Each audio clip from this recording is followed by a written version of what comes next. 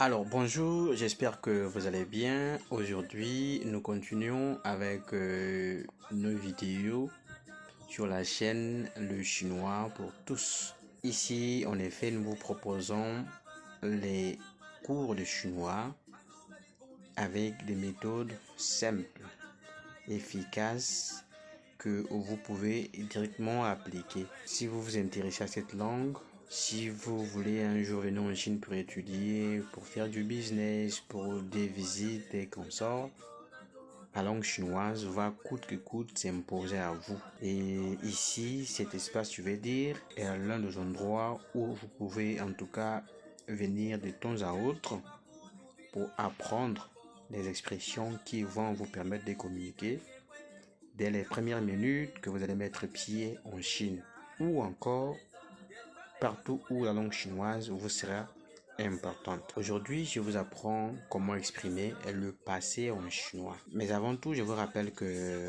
en chinois, il n'y a pas de temps de conjugaison. C'est-à-dire, en chinois, le verbe ne change pas, le verbe reste le même à toutes les personnes de la conjugaison. Le ton de la conjugaison, comme nous avons en français ou en anglais ou encore dans d'autres langues, n'existe pas.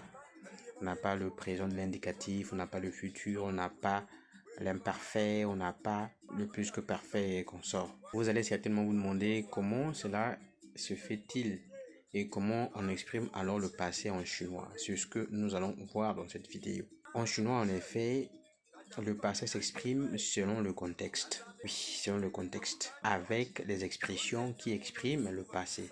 Par exemple, hier, avant-hier, la semaine passée, le mois passé, l'année passée, dans le passé.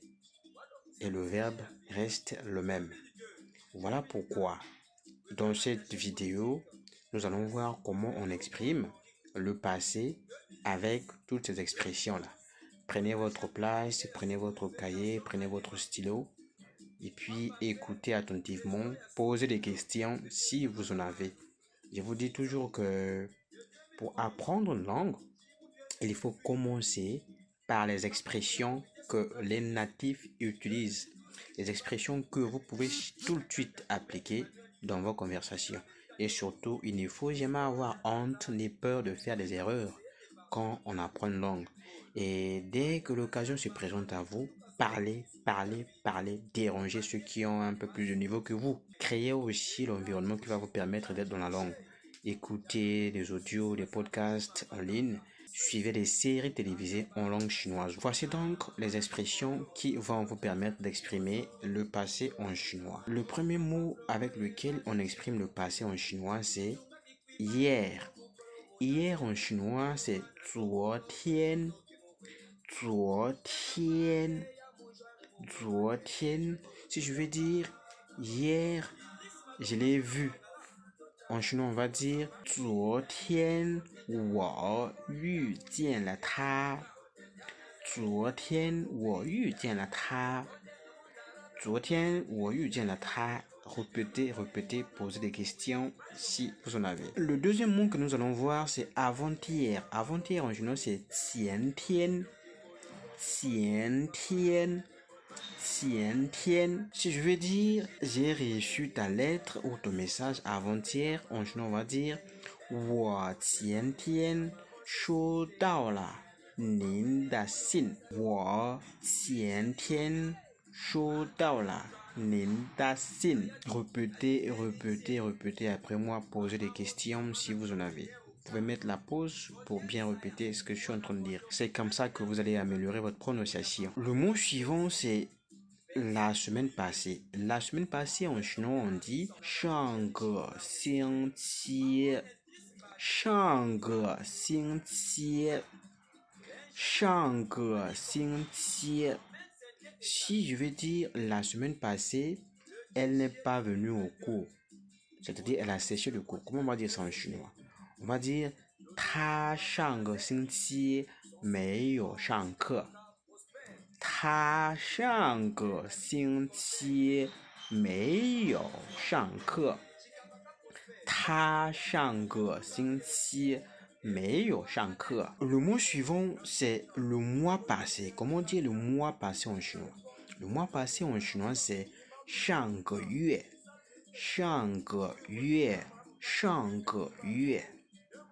Si je veux dire, elle a démissionné de son travail le mois passé, on va dire 她上个月辞的职。